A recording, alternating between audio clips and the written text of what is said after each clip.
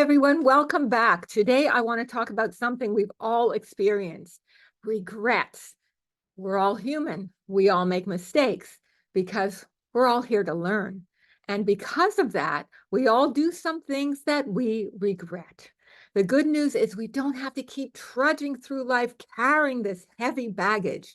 Today, I want to give you 7 ways to free yourself from the tethers of regret, guilt, shame, and use what's happened to make you stronger, more aware, and kinder to yourself and others.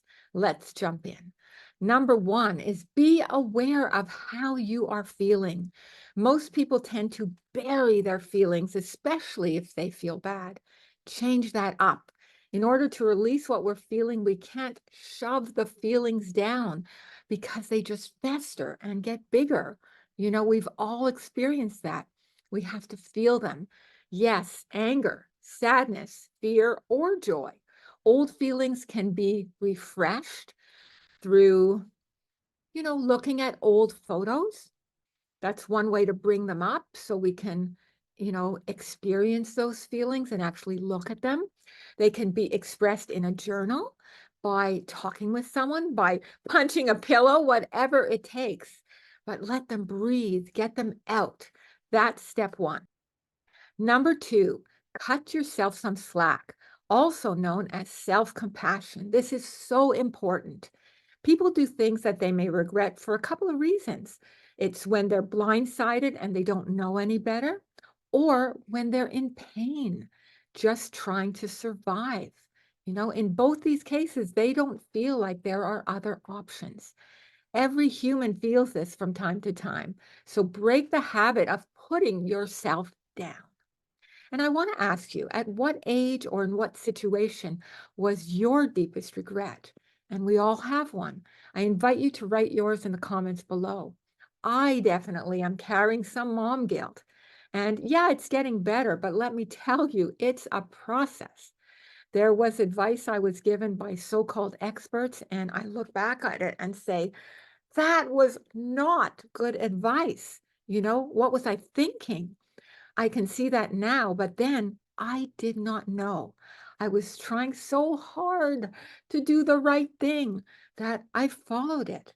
Oh, I still carry some regrets, but when I have compassion for myself, and when I realized that I was doing the best I could with the knowledge that I had, it reframes my feelings in a way that lets me move forward. Number 3, take responsibility.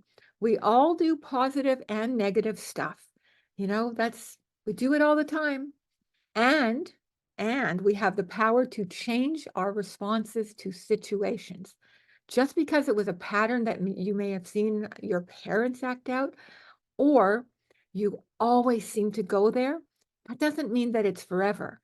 You now have the power to change your responses if you want to.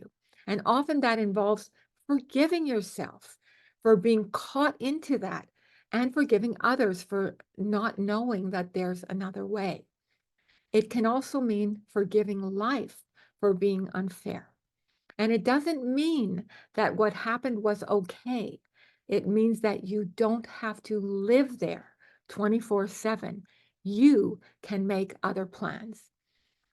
And by the way, if you have not subscribed or liked this video yet, I invite you to like, share, and subscribe below. We have so much more coming your way. Number 4, try to make amends. Say you're sorry both to yourself that you were trapped there for so long. Often we're more angry at ourselves, or to others if you happen to have hurt them. That action in itself makes you the hero of your story instead of the victim, because you are trying to make things better. Something important that you need to know: you have no control over what they'll say or do. This step is 100% for your own freedom because you are moving on.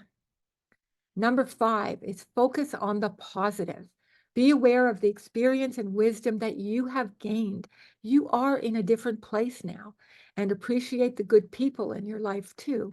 Also, appreciate your own inner strength, your discernment, and your efforts and progress. This is hard won. It's not an easy thing, so don't dismiss it. It's something that you should be proud of. Number 6, this is the time to ask yourself, what if I followed my curiosity or a dream I never had time for? What if I acted boldly and signed up for something that stretched me beyond the comfort of the same old, same old? And then get into action, but make it small steps, not giant leaps, not all or nothing. Why? Because you're learning to re-trust yourself. And finally, 7 is rewrite the story.